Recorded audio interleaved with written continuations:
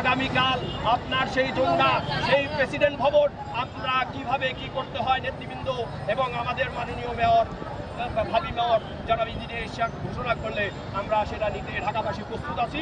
এই ব্যাপারে আমরা ঢাকা এবং সকলের সহযোগিতা কামনা করছি। আবার দ্বিতীয়বার বলছি, আপনারা পরশ্রীকাতর হবেন না। আপনারা সেই প্রবাদ পুরুষ পত্রিকা বাক্য যেটা বলতে হয়, ধরাকে সরাক জ্ঞান করবেন না। দুদিনের আমরা গত 17 বছর আন্দোলন করে করে করে কয়লায় পরিণত হয়েছি, কিন্তু আপনারা এক ফুটে ক্ষমতায় এসে নিজেকে ক্ষমতার অনেক বড় কিছু মনে করতেছেন, ঈর্ষান্বিত হচ্ছেন। শপথ যে করেছেন বাংলাদেশের সংবিধানে যেটা বলা আছে যে কি বিরাগ বাদল হওয়া যাবে না, রাগ ক্ষোভ প্রতিবেদ করা যাবে না, কিন্তু আপনারা সেই সংবিধানেরও লঙ্ঘন করছেন। আপনারা আইনের মহামান্য আইনের প্রতি কোর্টের প্রতিও আপনারা সম্মান দেখাচ্ছেন না। আমরা যেটা ভাবছি এটা আপনাদের ঈশ্বরতা, আপনাদের সেই পরশ্রীকাতরতা, আপনারা এই থেকে মুক্ত হন। জাতিকে এবং ঢাকাবাসীকে, ঢাকা দক্ষিণের মানুষকে আপনারা সম্মান করুন, তাদের রায় মেনে নেন।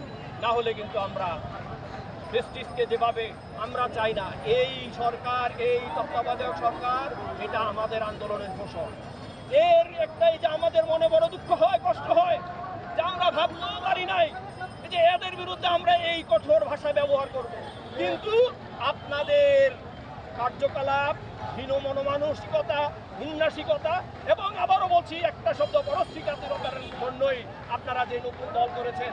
আপনারা একটা নতুন দল করলে, একটা প্রোগ্রাম করলে ভাড়া দিয়ে কয়েক ছাত্রপাত্র নিয়ে 2-4 জনের বিরিয়ানি খাওয়াই আপনারা 2-4, 50, 100, 1000 লোক প্রযোজন করতে পারেন না।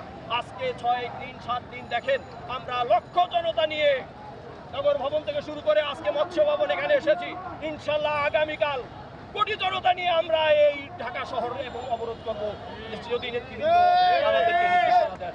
আবারও বলছি, পরশ্রীকাতর হবেন না, পরশ্রীকাতর হবেন না।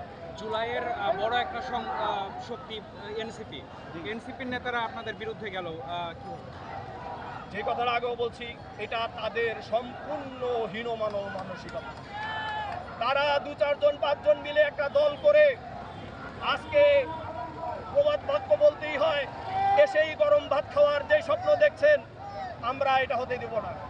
আমরা গত 17 থেকে 18 বছর যেই জেল জুলুম অত্যাচার সহে বাড়ি ঘর ছেড়ে যেই বিভীষিকাময় অবস্থায় পার করেছি, আমাদের রায়ের প্রতি জনগণ সম্মতি দিয়েছে, কোর্ট সম্মতি দিয়েছে, কিন্তু আপনারা ঈর্ষান্বিত হয়ে আমাদের এই বিএনপির মনোনীত মেয়রকে শপথ না পড়িয়ে আপনাদের যে ক্রেডিট নিতে চান, আপনারা বসিয়েছেন না উত্তরে একজনকে, আজ সে কি প্রমাণিত হয়েছে? আজকে সে প্রমাণিত হয়েছে যে হিজবুত তাহরীর, সেও ইতিপূর্বের জঙ্গি নিষিদ্ধ সংগঠনের সাথে সম্পৃক্ত, তার বিভিন্ন অপকর্ম আজকে প্রমাণিত হচ্ছে। এর ক্রেডিট কার? এই আপনি উপদেষ্টা। সুতরাং কোর্ট যাকে গণতান্ত্রিকভাবে সাংবিধানিকভাবে রায় দিয়েছে, আপনারা এই সাংবিধানিক কোর্টের রায়কে অমান্য করে সংবিধানকে লঙ্ঘন করেছেন, মহামান্য আদালতকে লঙ্ঘন করেছেন, জনসাধারণের যে জনরায় সেটাকে লঙ্ঘন করেছেন।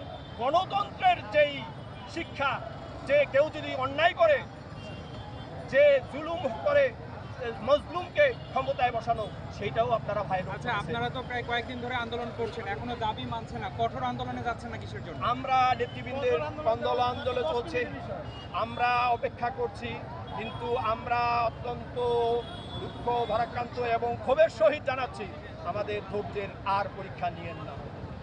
আজ আমরা 6 দিন নগর ভবন থেকে এই মৎস্য ভবন এসেছি। আগামীকাল যেন আমাদেরকে খবর না দিতে হয় যে সেই গণভবনের ইট পাথর যেভাবে আমরা ভেঙেছি, আগামীকালকে যেন যমুনার সেই অবস্থা না হয়, আগামীকাল যেন আসিফের অফিস সেইভাবে করতে না হয়। আমাদের নেতৃবৃন্দ বলেছে, আপনারা ধরাকে সরাক জ্ঞান করছেন, আপনারা যদি আমাদের এই জনরায় না মেনে নেন, আদালতের এই রায় না মেনে নেন, আমরা দেখে নিব আপনারা উপদেষ্টা এই ঢাকা শহরে কিভাবে গাড়ির চাকায় ঘোরেন, কিভাবে এই রাস্তায় নামেন। এটা আমাদের দাবি না, এটা জনসাধারণের দাবি। গত 6 দিন 7 দিন রোদ বৃষ্টি ধুলা সহ্য করে আমরা এই পর্যায়ে এসেছি, আজকেও আমরা এখানে এসেছি। আগামীকালকের জন্য আপনাদেরকে শেষ আলটিমেটাম, আজকে আমাদের আলটিমেটাম শেষ ছিল, আপনারা এখনও কিছু জানাননি। আমরা নেতৃবৃন্দের সুদৃষ্টি এবং তাদের মতামতের অপেক্ষায় আছি। যদি আরও কঠোর থেকে কঠোর আন্দোলন ঘোষণা করে, আমরা স্বতঃস্ফূর্তভাবে ঢাকা দক্ষিণের সর্বসাধারণ মানুষ, রাস্তা হোক, ঘাট হোক, অফিস হোক, যেই জায়গায় অবস্থান নিতে বলে, যেটা ভাঙতে বলে, যেটা অবরোধ করতে বলে, যেটা ঠিক আছে। ইয়ে করতে বলে, আমরা সেটাই করবো ইনশাআল্লাহ। এই বলে অপেক্ষায় আছি